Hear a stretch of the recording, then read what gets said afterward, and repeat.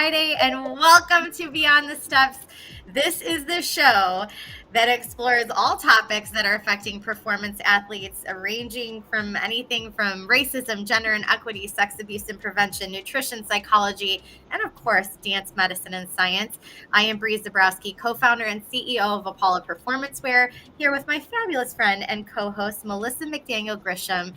We love doing this show every Friday, being with all of you. We've had some great conversations this season, and we're going to keep it going today. We're here with Mindy Jackson, and we're talking about the do's and don'ts of applying and auditioning. And I cannot tell you how excited I am for this conversation. It could not be more timely with everything from college auditions to competitive company auditions to intensives and nationals and whatever is going on in the dance world. It's on and popping, and Mindy, I'm sure, has some great perspective for us. I'm really excited to hear what she has to say. So Melissa, without any further ado, why don't you tell everybody a little bit about Mindy and we'll get started. We are so excited to have Mindy here with us today. She has a long biography of wonderful things that she's done. I'm just going to pick some of the biggest things that I can think of here. Mindy Jackson, the director of professional training and contemporary faculty at Steps on Broadway, has been a professional dancer, choreographer, rehearsal director, teacher, and youth mentor for concert dance, theater, enrichment programs, music videos, and television for over 20 years. Notable credits include being recognized by Dance Magazine with an E! News exclusive and showcases the style model in the continuing issues of the publication. She's worked with top contemporary and theater dance makers of great numbers: Azure Barton, Cherise Barton, Monica Bill Barnes, Andrea Miller, Camille A. Brown, Josh Prince. I could be here all day naming all of these amazing people that she's worked with. She's also worked in Cape Town, South Africa's Akapa Dance Theater, and that's just highlighting a few, y'all. Just a few. Honorable mentions for her choreography include being selected as one of 4 pieces for the North Carolina Dance Festival History to perform in the American Dance Festival's 80th anniversary celebration, as well as being selected by Inception to Exhibition to perform in Bryant Park's Contemporary Dance Summer Series.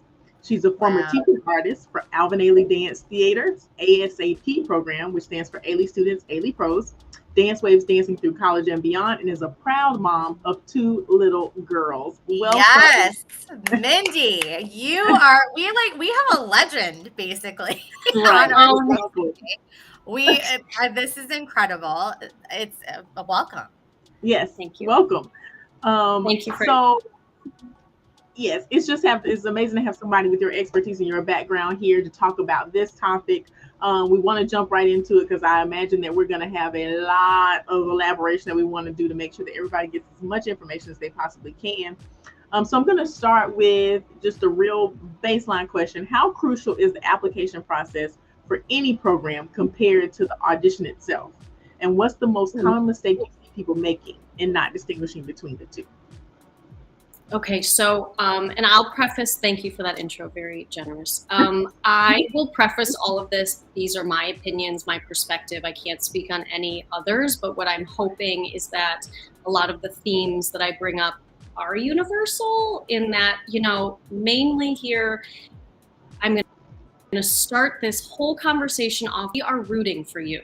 We want you in our programs. We want to hire you for our companies. We are rooting for you. We do not have an audition hoping that everyone in the room fails. No way, right. Jose. We are sitting behind that table with open minds, open hearts, and so excited to see what you have to offer. So a big thing for me is the application is almost as important as the work you're presenting. And I mean the attention to detail, reading what is asked of you, timeliness, so paying attention to your deadlines and not submitting at 11:59 the day before or the day that the application is due, because I can't help you if you run across a problem and the deadline is right now. That's not putting you in your best light to show that you kind of did all that you needed to do to get ahead of it. So I really take those things into account because I think that it really shows your character and it shows the kind of professional and the kind of student that we hope to be working with. I tell my conservatory students from day one orientation that I'm treating you as the professional you want to be. You are in this program, not your parents. So I want to make sure that, yes, I realize that there's a huge distinction from high school and the schedule that you've had and the reliance that you have on your family, because of course you do.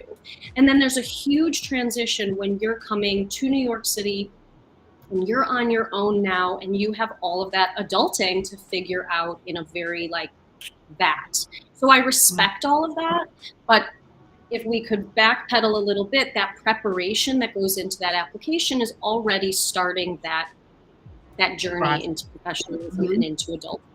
So I have had a lot of parents do the application for their student. And while I think that your parent can help you, I do think it's very important for you to do the application. Your parent can reach out with questions, but I think it's important that you reach out with questions. I will say, however, please do not reach out to just say, can I have more information about your program? I had a panel I was on a couple of years ago, and the people said, I don't even answer those emails. And that was a little startling to me because I just feel like, I'm not going to do that. I'm going to answer, but I'm basically going to direct you to our website, which I think then reflects on you going, oh yeah, I could have done that myself. So usually I say, please check out the website and thoroughly, and then let me know if any questions are still remaining.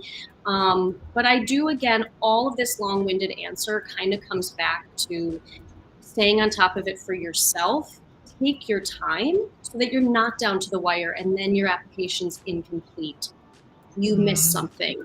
So that timeliness and that attention to detail, I'm just checking my notes if I missed anything I wanted to say, and just completing everything, not leaving something blank, is as important to me as the work you're presenting in the dance portion of those auditions. Right.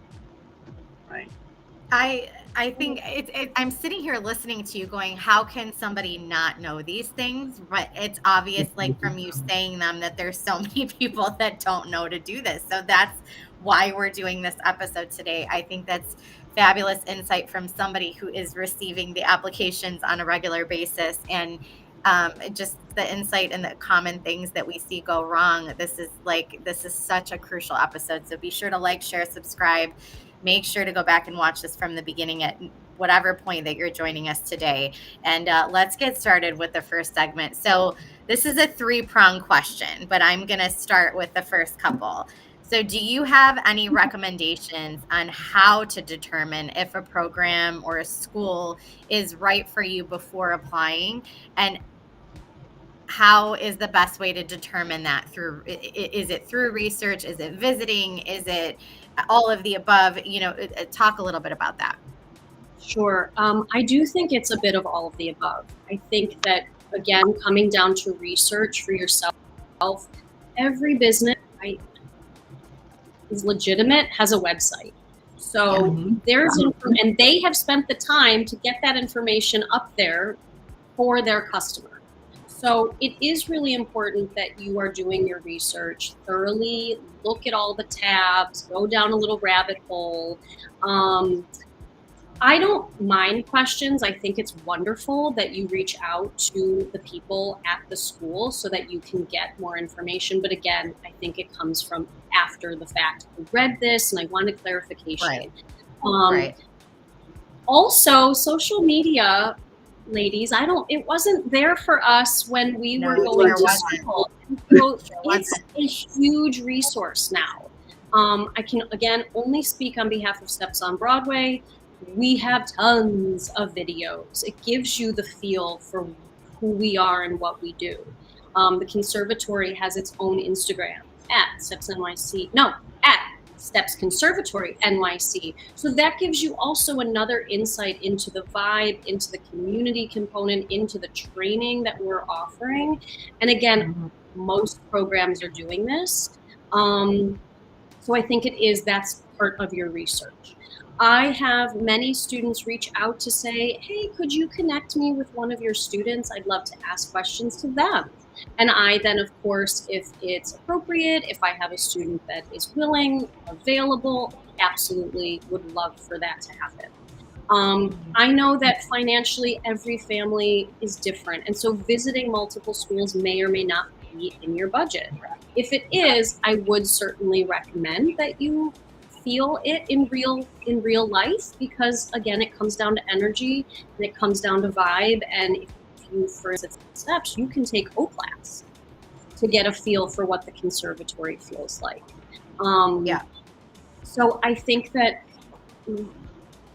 all the things, the research. So when, yeah, I love that. So when you're applying to programs, sometimes you meet the people that are like, I have it in my head that I am going to be in this one program and this is the one for me. And I've wanted this since I was little and all my friends are applying to it. And this is what I want to do. Right.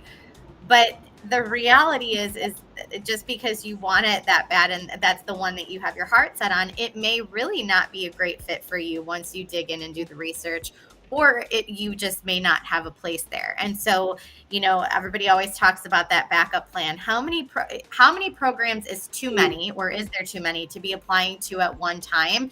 And should you apply for a program even if it's clear from the onset that it is not a financially viable option for you? So again, this comes down to families' budget and their decision. So if every application costs something, then you certainly, in my opinion, don't want to, if it's available to you, go ahead. But I would say if you want to be, conscientious about your spending, then apply to I don't know. I feel like 5-ish is like reasonable, but again, like I don't want to speak on that because I think that's a personal choice. I applied to 3 schools when I was going to college, and then one of which my dad was like, that's too far away. And we just like decided that we weren't even gonna move forward. So it really depends, I think, on the reality of it. And I think limiting yourself also helps make the decision later. Like if you have 10 schools that all said yes to you, like your job is harder now to decide which one is right for you, unless of course there's a clear standout from the beginning. The financially viable question, I love, and I don't want this to come off as mean or anything, but I do think that you should be able to afford at least some to most of tuition for a program because a scholarship is not guaranteed. And so if you are putting all of your eggs in this basket and then there are no funds to give you, where are you left then? And I think it's schools want to help you. As I said, from minute one, we're rooting for you. We want to help you. But every school has a different budget for scholarship and financial aid. And believe it or not, more often than not, everyone is asking. So for steps in particular, I try when reviewing the financial aid components that come in, I try to spread the love. So everybody's getting a little when they really need versus one person getting it all. So that being said, you do have to think about, how am I going to fund this endeavor? How am I going to live in a new city? And that also might mean that, maybe you've got to take a year and you got to work.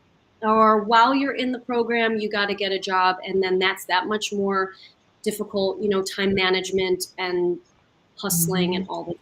So I don't want to say that scholarship, isn't a great thing to ask for, but I want people prepared that they do need to be prepared. Yeah, and I guess that's a great point too. I guess my thought was like, look, if I know that this is not even an option, is it better to try to apply and try out or audition or whatever it is that's involved, and in the off chance that they could get some scholarship money that's hidden, or is that just not how it works? Like it's pretty, like you said, you like to spread the love. Yeah, I will be completely transparent. I find it a touch off-putting when someone emails out of nowhere and just says like, "Hi, do you give scholarships?" Right. Great. That's great It's to know. like, whoa, okay, Yeah. hi. Like, what program are Yeah. you talking about? Like, Yeah. I just find that to be like, you'd only come to us if we're able to give you money, or do you really want to train with us for all that we can offer? Those Mhm. sorts. Totally. In our Mhm. application, there is a line that states, please describe circumstances that you feel warrant financial aid consideration. This is a Mhm. perfect opportunity for you to tell us as much or as little as you feel comfortable. But I had someone not even fill that line out. So when they were accepted and tuition was stated, they said, I'm sorry, I can't. Or I said, how come you didn't fill out that line? She said, I must have missed it. And it was Mhm. so nonchalant, like, well, you just threw away that money for the application. Like, Right. So to each their own. I Right. think that when you give again as much information as you're comfortable with, you're just that much more considered versus Yeah. like it would be helpful. Right. It'd be helpful for everybody. Things are expensive these days, and especially dance training. So I don't want to diminish the fact that families have sacrificed a lot for their dancer their entire life to get to Right. this point. Right? Dance is expensive, and then you are investing in your future that then you don't know what's going to come out of that. But Yeah. I do think that mm, that work ethic towards I want this no matter what, and I'm going to figure it out also shows us that, okay, we want to invest in you also. Right. Yeah. I'm Yeah. gonna say something real quick, Bree, and this is really geared more toward parents. I think a lot of that, do you offer scholarships? Those types of emails and those types of leading with that, a lot of times comes from parents. Like, listen, if you're Sure. gonna dance, then you need to figure out how to pay for it. I'm not paying for that. Or, you better be able to get a scholarship if you're gonna continue this. Or I get a lot in the studio space Yeah. where people are like, well, she's not gonna do this. I mean, you can't get a scholarship doing dance. She needs to be concentrating on getting an academic scholarship or Mm, whatever mm, scholarship. And I urge parents to lead with what your child wants to do with their life and working with them to figure out the financial piece after they've decided what they want to do, rather than saying you can do what I will pay for, if that Yeah. makes sense. mm. And Don't and say all I the will do what reason, I will all the pay for. yeah, and all the more reason to listen to something like this, because my dog's playing with her chew toy. Sorry. To listen to something like this, because kids don't know the etiquette. We're relying on people in our lives and our support system to tell us how to do things like this and how to apply. And especially if you don't have that support at home and you're just trying to figure out a way to make this dream happen on your own, and you're a kid and you don't really know the etiquette about applying. That's why this conversation is so important, about how not to lead with that question and Yeah. where to fill out the appropriate information. So, again, just another really great indicator that this conversation very much needs to be had. What, Melissa, Mindy, that's are a the great point. oh yeah, That is a great no, point that they probably, you're right. Like, let me get this answer so that I know if I yeah. should even continue the Yeah, process. So that does like they don't have somebody telling them don't ask that question, because the kids don't have that like long term, at that age anyway. They don't have that sure. long term. This is how I'm coming off right now. They don't have enough life Yeah. experience to know that, right? And unfortunately, may not have the mentorship necessary to give them that before they reach out. But Mindy, what are the key elements to include in a performing arts application to make it stand out? A lot of times you guys have all these questions on the application, and you can fill it out thoroughly, but at the end of the day, you're answering the questions that are on the application, and everybody's answering those questions. So what is it that in your experience makes people just really stand out, and Mm. how can you distinguish yourself in that format on paper? I'm a big proponent on being a genuine human being. So again, as much or as little as you're comfortable with sharing, I like getting to know who you are. That intro letter is that opportunity. A few standout letters over the years. One girl, it was so poetic, and she was relating herself to water. It was so beautifully written, and it just made me like, God, I really want to meet this person. I want them to be a part of this program. They seem so interesting and curious. I had another person who did go a little bit like, wow, you're really sharing your personal story here. But it was so inspiring that they were seeking this opportunity to like transition into a new phase of their life. And it was beautiful. It doesn't stand out to me when your intro letter is shorter than your letter of recommendation. I think that that's interesting to me, that someone else has more things to say about you than you can find for yourself. And I realized that you don't need to write something just to write it, but we're talking about your future here. We're talking about what you want to get out of this program. So I think that just being thoughtful and mindful about what you are sharing. I am taking the time to read all of these things. So the time that you're putting into applying, I'm taking the time to review. So again, this comes back to planning ahead. So I've had numerous students ask their teacher or mentor for their letter of recommendation with like 2 days notice. And then they're either not ready to apply, like to submit it at the time of the deadline. And it's disrespectful. It's, respect their time as well. You're asking them to do something for you and to put you, ahead of the game and make you look amazing. So plan ahead for that. Quite frankly, people should be looking for summer intensives like January, if not earlier. That's when you can start to get the ball rolling. Our application deadline is April 1st. We also offer an early registration discount. So if you're ahead of things, then you're finding out sooner. You can get your housing situated sooner. You can get excited sooner. You can have all those things like in motion versus, again, kind of like, oh my gosh, I only have this much time. And then I submit, and in my letter, I'm stating to the person reviewing, oh, I'm so sorry, I didn't have time to get this pulled together in time. That's not a great look. So incomplete applications is like I wonder what happened here. I was asked recently, they submitted last week, I think. I got an email. I don't work on the weekends, but of course, like, I'll just check just to see if there's any, but an email came through of, I'm applying for a grant and the application deadline is Monday. Can you please answer? And I found that to be like, oh my goodness, like,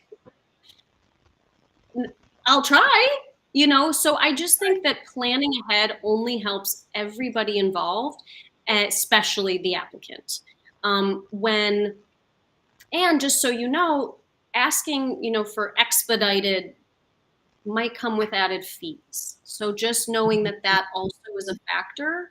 I want to help every student, and I want to give them the best opportunity and the best possible outcome, but they do have to understand that it goes both ways. And that, the person that is doing this has other things that they're also doing. So I think it comes down to shining your best light by doing the work, by preparing and planning ahead. And you also have, in that vein, would you agree that you have to know what's required so you will know how much time you have to put into it? I think a lot of students are like, well, I'm going to apply to fill in the blank program, and I know the due date. It's March 1st. I'll look at it on February 15th. I'll go to the website and do my research then. Well, little did you know that it required 3 letters of recommendation and a video, and it's the additional information. I find that with my son all the time. Well, that's due on Monday. Well, Monday at what time? Right. Oh, Monday at 7:15 a.m. That means it's due on Sunday, sir. Yeah. Like you have to read the rest of the sentence. Yeah. And you have And to do that early enough to know right, to what you know have what to you do. need. Yeah. What is That, it? Is that saying that like I think this is so true. It's kind of cliche, but what is it? Luck equals preparation meets opportunity. Is that what it is? That yeah. and it's so true in every case. Like it's just so true. Like do the prep, do the work, and you'll be that much better for it, right? Right. And I know that, forgive me if I jump ahead to one of your questions I know we're going to talk about later, but it pertains here also that I also understand that it happens where I'll speak maybe about, the conservatory and the summer intensive. You didn't even know about it and you learned about it after the fact. Yeah. I don't mind you reaching out to say like, I just found out about this program and it sounds amazing and I want to be a part of it. Would you extend the application deadline?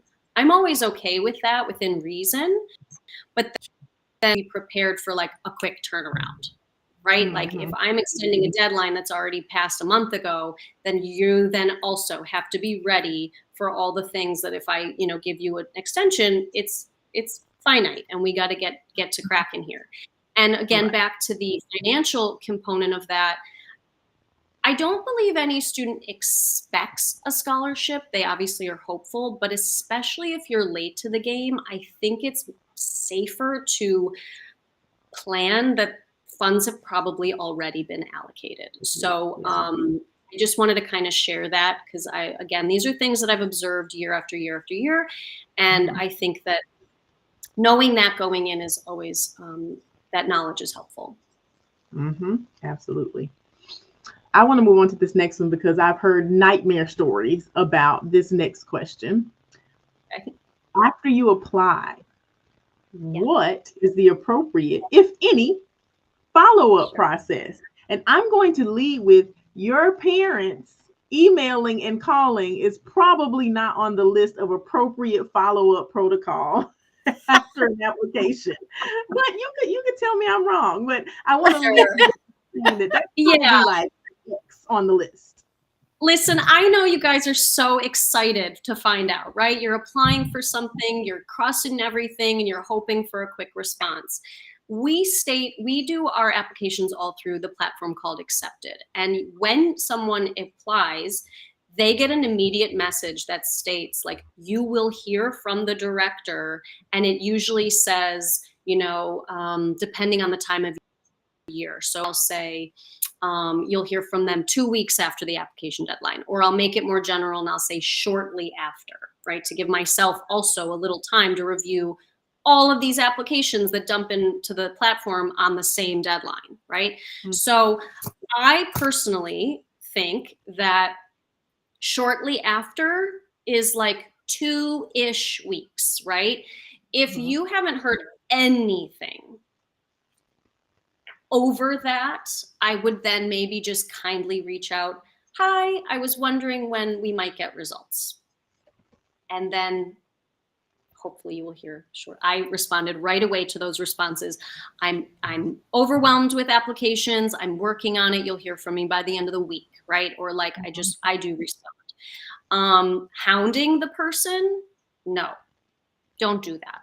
Just don't do that. Well, because I think there's like an attitude that if I'm persistent, this is going to say something about me. Like they're going to know I really, really want this, like more than anybody else.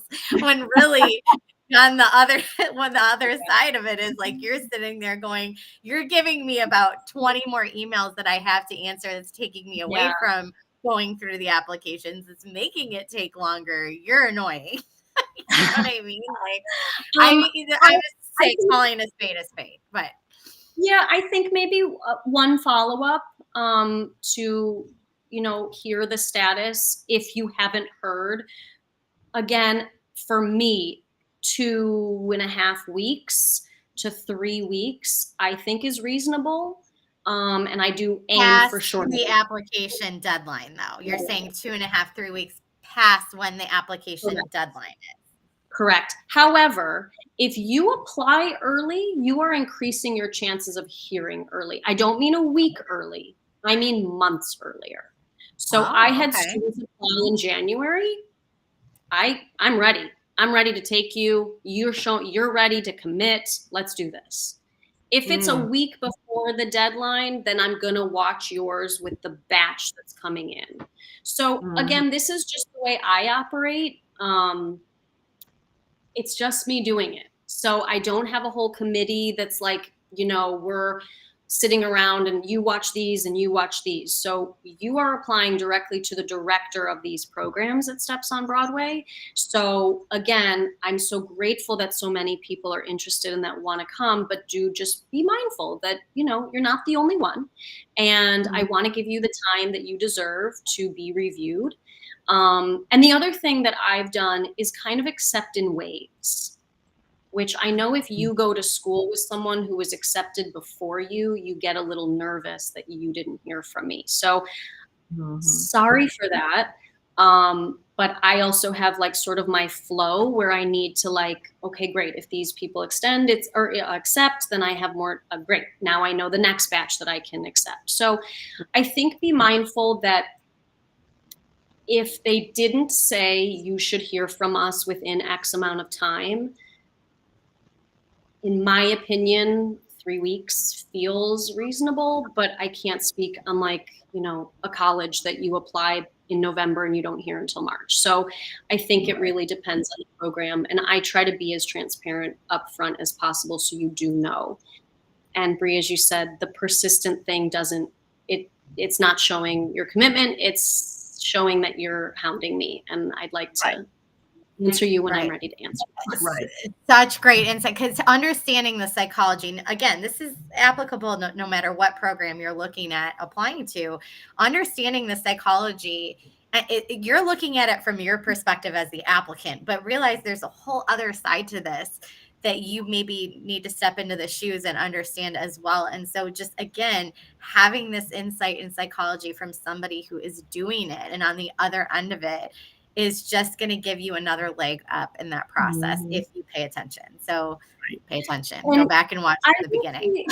Yeah, this is a totally personal thing, but I really appreciate when an applicant reaches out to like politely decline an offer. I find that it's really respectful to say like, thank you so much, but I've decided to do another program, or, because I did accept somebody in January and she wrote to me last week and I was really, I kind of was like hoping for her. She was really talented and this and that. And okay, then I, at a certain point was like, I guess this isn't happening. Okay, we're moving on. Her spot's going to give into someone else. And then it was like, wait, where'd you come from? Like, where have you been? So I totally understand that you're waiting for other answers and you're figuring your life out. So I respect that completely. But when you do know, I just find it polite. And I just think that it's really respectful. And then down the road when you're like, oh, now I want to come, or, now it works out for me, I remember you fondly. And I think that it's just because the dance world is very small and very small, and you never know when you're going to run into somebody again down the line in your career. And so don't burn those bridges. Keep everything happy and open and communicative. Right. And even as simply just, again, we're talking about how these young adults are learning these adult skills. So just that, a baseline, like communication is like my hill I'm going to die on. Like, I think that, is that the phrase? I think that, and I'm teaching my students this like every single day. Like when they are absent, they have to email. Like it's so simple, right? It's a job and you're not showing up for work today. You have to tell your boss. You have, like, it's the same principle. So I just think the practice of that instills it as a routine and as a practice, so that I'm not going to hold it against you in the dance world if you're not coming to my program. No way, Jose. I wish you the best of luck in the program that you've chosen to go to. But again, I just think it's an awesome practice for you as the professional that you want to be. And I'm going to go into my old fogey phase here and for a minute and stand on my old fogey soapbox and just talk about how, I think that this era of instant gratification with social media and having the online platforms to apply to, and being able to see where your progress is in the application, and doing all that has contributed to this, because we typed our applications, put them in an envelope, put a stamp on them, and mailed them out into the to the netherworlds, hoping that the mail got there, hoping that they read it. No idea when it was opened, when a letter was coming back. We had to check the mail every day. The mail, appears like the mail. That's what goes in that box out there. Like, it's just that level of patience this generation has lost, because they don't, that you just can't go in the portal and go, oh, she read my application, or oh, I see that it's being processed, or oh, like that. And we have to, as parents and adults in the space, go, hey, everything you don't get to know immediately. There's some time that it takes. So I think that's really on, the onus kind of is on adults at that point to say, hey, everything is not instant. So I'm off the soapbox, but we are still here at Beyond the Steps, and we are here with Mindy Jackson talking about how we can the do's and don'ts of auditioning, and the process of getting into a program. If you did not catch this episode from the beginning, if you are just joining us, please share. Please tag somebody, please call somebody, text them and let them know you need to tune in now. This is an amazing episode. You can also go on YouTube at Apollo Performance or at TP Dance Creations and start it from the beginning. We still have a lot of great show left, so don't do that right now. Do it later, but definitely do it. So auditioning, what is some specific, I mean, should you bring your whole bedroom? Like, we shouldn't be bringing any green duffels. No humongous things. I would say, I'm not anti-drink duffel, love the company, but what is your specific attire or equipment that you should bring to a performing arts audition? So I also, again, this is like case specific to the school. I think that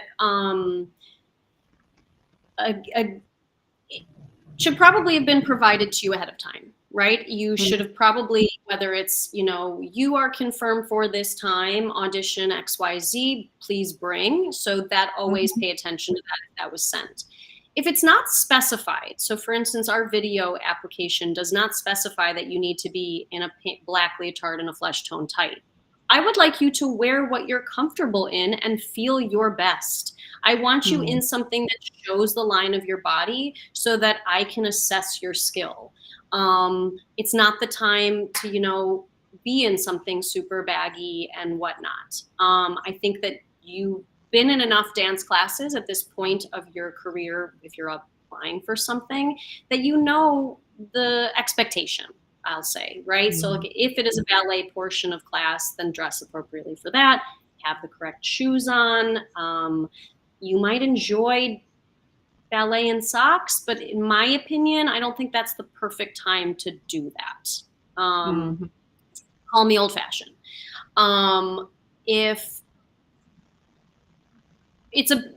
So I would also say, like, have a bag that has like maybe a variety of things, but not your whole closet, because that's just overwhelming. I used to stress out way too much about what to wear at an audition, and I wasn't then mentally preparing for the actual audition. I was worried about my outfit.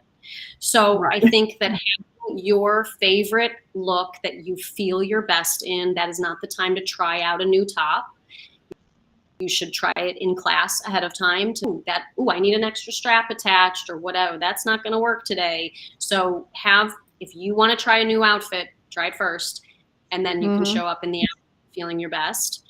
Having all your shoes. So having your ballet and having a jazz shoe or a heel. You can always ask ahead of time, like, will you be needing to see me in pointe? If you do point, right? So I think ahead of time, you should have been given this information. And if you weren't, make an educated decision, come prepared for anything. For us, you've already submitted your headshot and resume, so that's not something you need to physically bring unless asked. But it is just like always a fun, like, best practice to have your headshot and resume on you. I've always been told that when I was dancing. Like, you never know. Yep. It's going to be like, oh my God, I love you. Give me your stuff. But now with Instagram and stuff, it's a lot different. You could just be like, hey, follow me. So I would just say, be smart, which you already are. You've been training your whole life, or however long you've been training. So just don't let the outfit throw you. Right. And there's a lot of emphasis being put on outfits these days. So I love that piece of advice. Oh, and bring a water bottle. You never know. You never know if they have a water drinking fountain, whatever it is. Maybe you're going to be there all day. Bring snacks, like those sorts of things. Set yourself up for excellence. Absolutely. Auditioning is nerve-wracking. We know that for anything.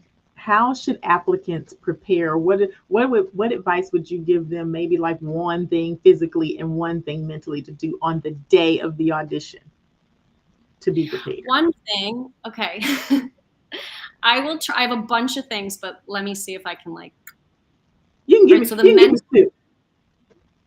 I'll try. I'll be concise as I can, but I want to remind everybody what I said when we started today is that we're rooting for you. So going into these auditions with your nerves, let's just rephrase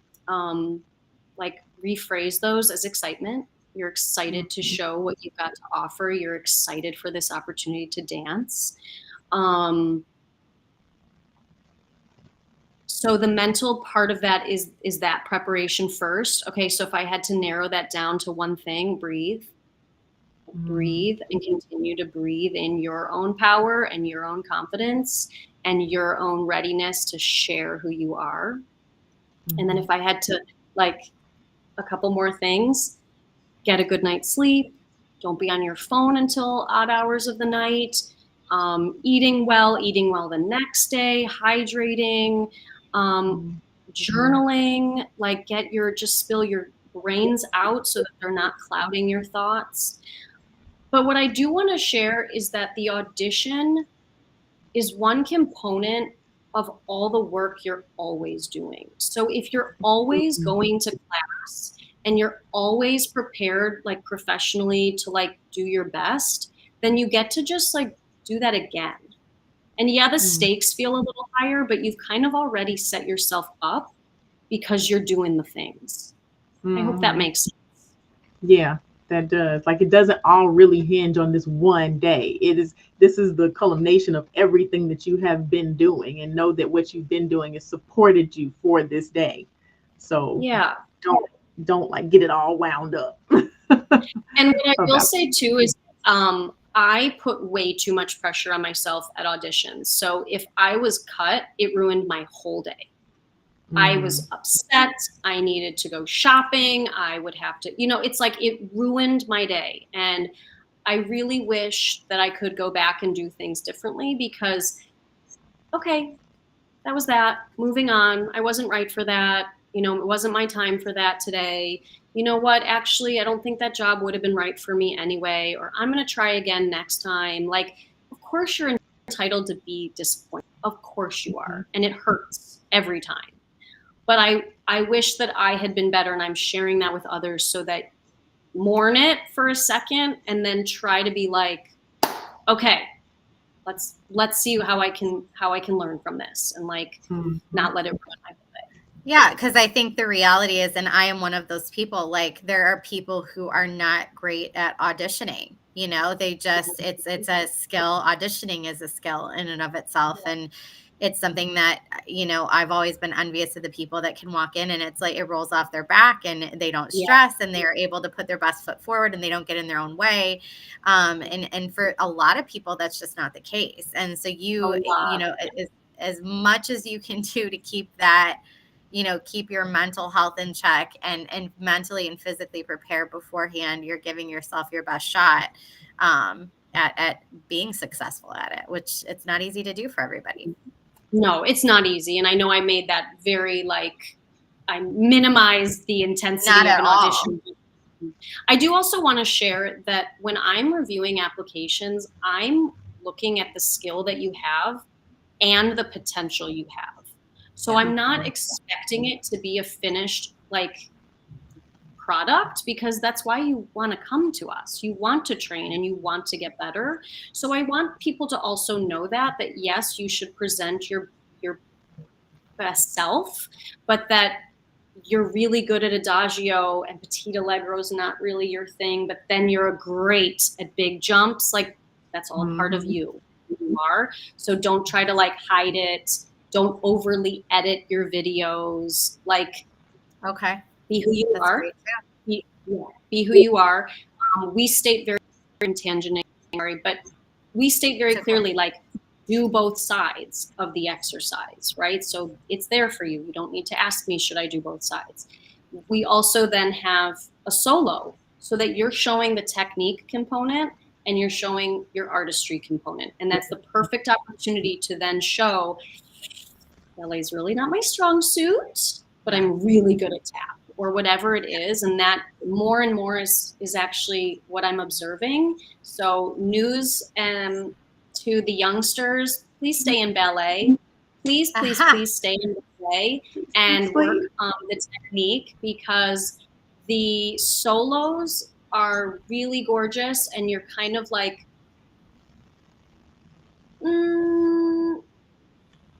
doing your thing. But then when it's like tendu, and I'm surprised. So I really want to make sure equal importance to those things.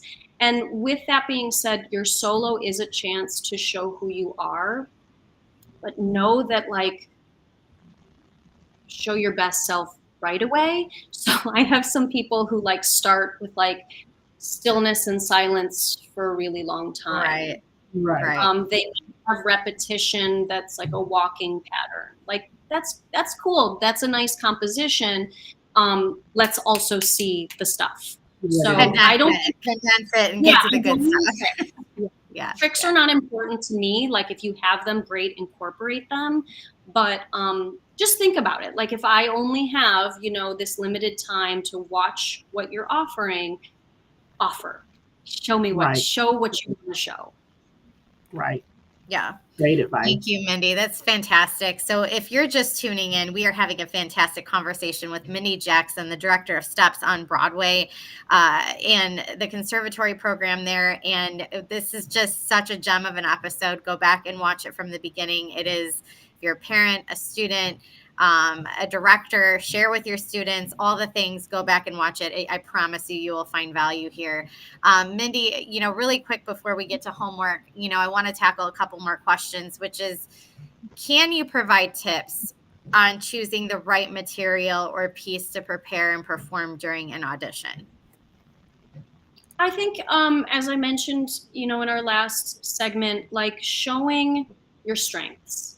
So, if that's you choreographing something, great. If you have a teacher that you'd like to ask them to help you, great. Like, I don't have requirements in that. I just say, like, present something that shows us who you are.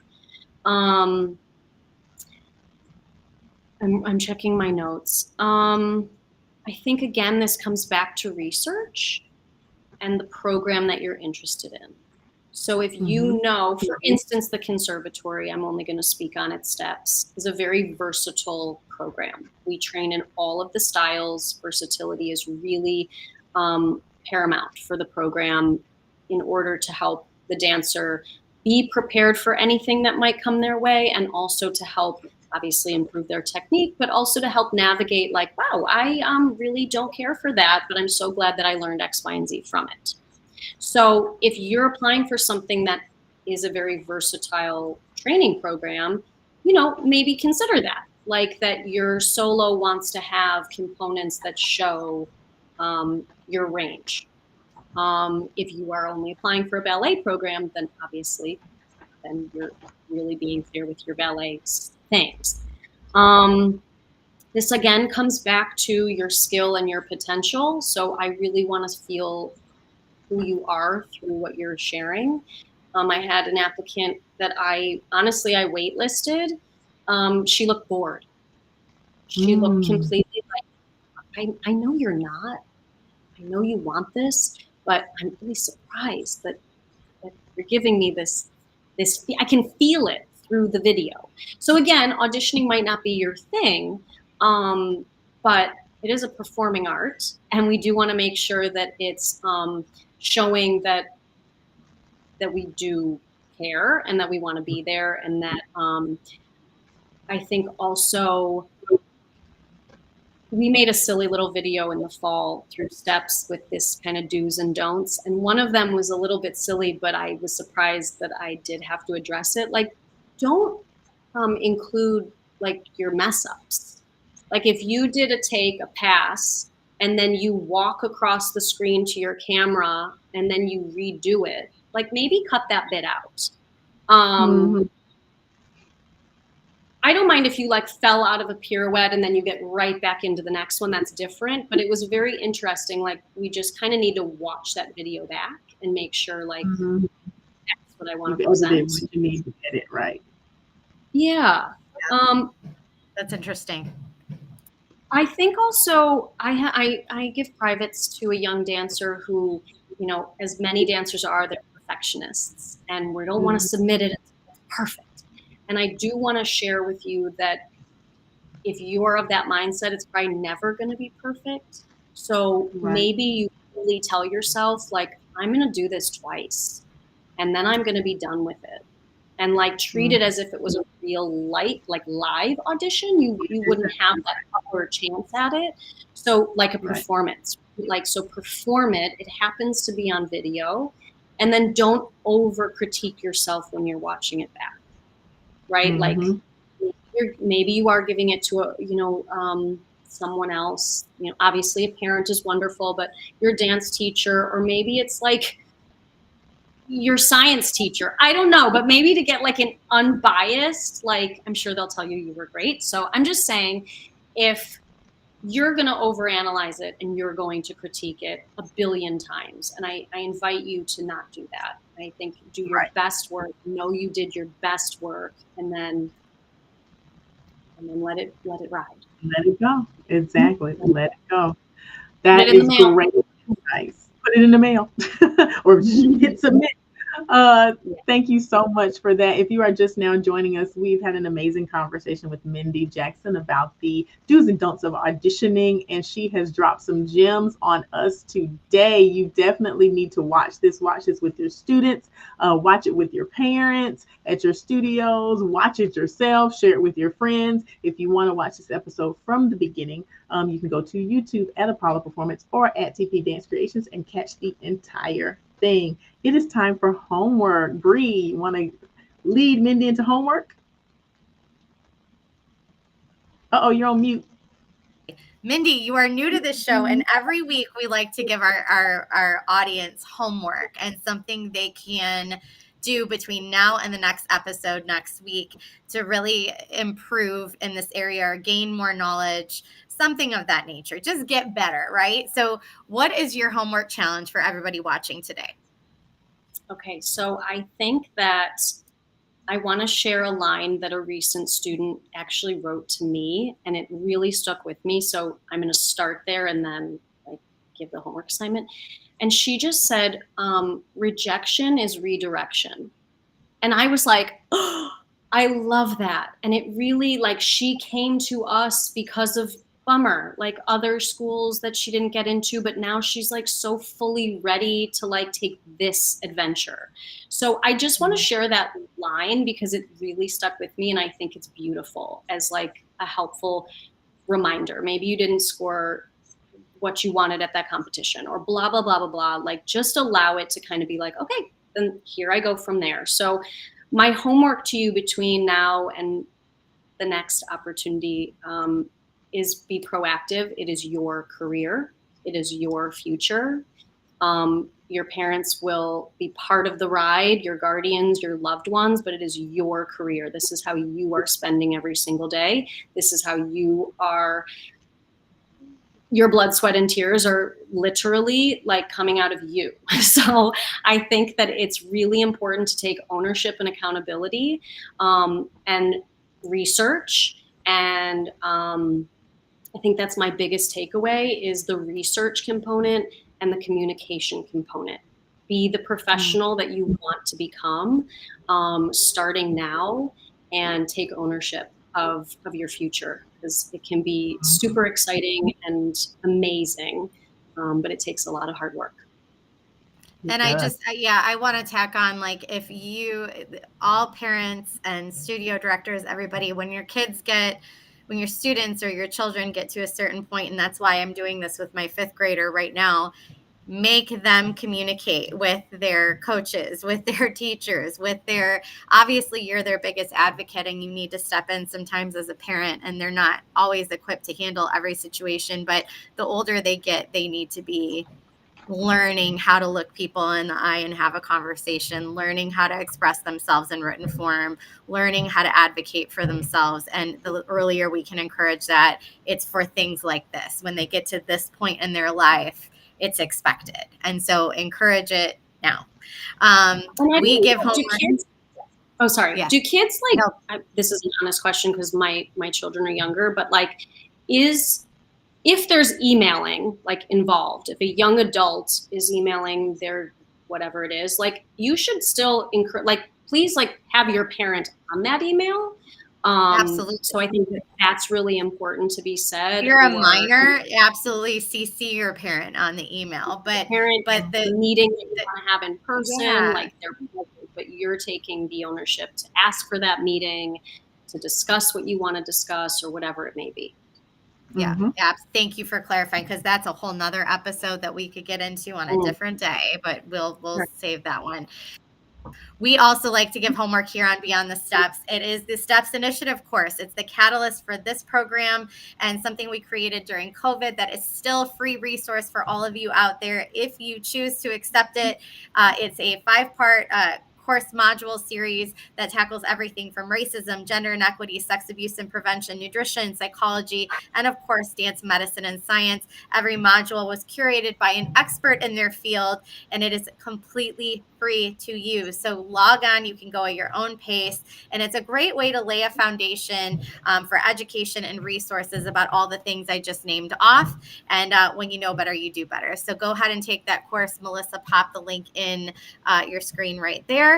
And for all of you wondering how you can access the STEPS professional training program that Mindy has referenced here in this conversation today, we're putting the link up on the screen. That's stepsnyc.com/professional training programs. And you can find out more about those programs there. Mindy, how can people, I know that's kind of where you've directed everybody to get information about the program, but are there any other ways you recommend them getting in touch with you or STEPS, or figuring out to figure out a little bit more if this is right for them? Terrific. Well, my Instagram is there, Mindy Danson Jackson. I would love, for us to share each other's journeys there. My email at STEPS is mindy@steps.com. The website was provided. I would love, if you want to be part of the conservatory's journey, it's at Steps Conservatory NYC or at Steps on Broadway. I do want to share also that we have a academy. So I take the students who are after high school, but we have an academy for children through 18. So if you're watching this right now and the conservatory is where you want to be, but you're not quite old enough, check out the academy. They have year-round programming. They have summer programming. And so they are on that same website, but obviously you'll just redirect yourself to the academy instead of the professional training. So email, DM at least, to just say, I've emailed you at STEPS. I don't want to have a conversation STEPS related on Instagram, but reach out if you have questions and you want to hear more. We'd love to have you with us. And the other last part I'll say is Steps on Broadway is open to the public, like 360 days a year. So you can come and take open classes at all levels and all styles. And every class is offered virtually. So please don't let your distance be a reason you can't take dance classes. So please keep joining us. Classes. We never had that stuff available. Like, do it. No. God, it is like the best memories of my life. Training in New York over the summers, and you get to do it virtually. Oh my gosh, you guys. Nothing beats in person, but to have the virtual option is amazing.